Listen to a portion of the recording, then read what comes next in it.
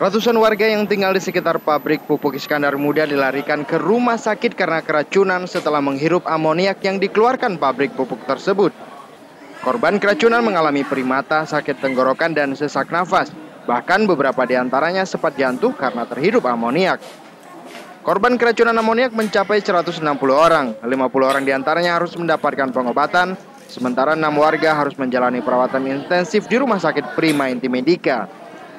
Para warga yang keracunan amoniak ini berasal dari Desa Tambun, Kecamatan Dewantara, Aceh Utara. Kasus keracunan amoniak ini merupakan yang kesekian kalinya di wilayah ini. Asia, salah seorang korban keracunan, mengatakan kejadian terjadi pada waktu Jumat tiba. Ia sempat terjatuh beberapa kali ketika lari untuk mencari tempat berlindung yang lebih aman. Saya lari, jatuh ya. 2 kali jatuh. Ada tuh tetangga yang bangunin. Sekitar jam berapa dulu jadi? Jam berapa ya? Belum orang udah mau pergi masjid. Pedih, nggak nampak je. Itulah makanya jatuh. Ini dia bangunin penuh di dalam.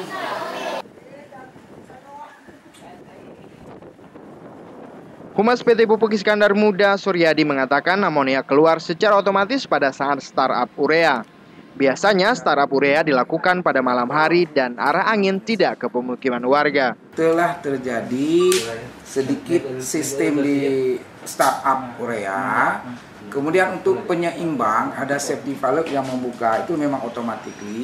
Kebetulan arah angin ini siang, kalau menurut ilmu alam arah angin kan ke dusun 1. Biasanya kalau kita startup urea itu pada saat malam hari ketika arah angin ke laut.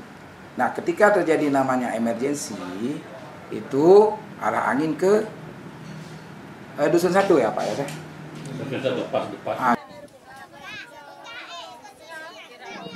Keracunan amoniak PT Pupuk Iskandar Muda sudah sering terjadi dan dirasakan oleh warga sekitar. Namun hingga kini belum ada penanganan khusus yang dilakukan oleh perusahaan tersebut.